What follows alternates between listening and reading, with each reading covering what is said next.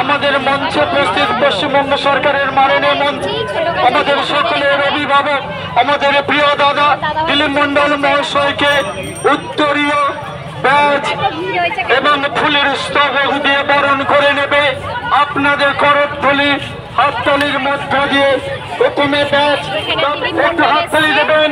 আমাদের প্রিয় দাদাকে আমাদের মধ্যে পেয়েছি, যার উপস্থিতি আমাদের মেলাকে প্রাণবন্ত করে তুলেছে, আমাদেরকে অত্যন্ত উৎসাহিত করে তুলেছে এবং ফুলের স্তবক তুলে দিচ্ছেন বিকাশ মণ্ডল মহাশয়।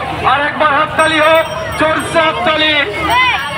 এবার আমরা বরণ করে নেব আমাদের আরেকজন প্রিয় মানুষ, যার সজাগ দৃষ্টিতে এই মেলা আমরা পরিচালনা করছি, ঠাকুরপুকুর মহাস্তলা পঞ্চায়েত সমিতির সহকারী সভাপতি, আমাদের সকলের অত্যন্ত কাছের মানুষ, আরেকজন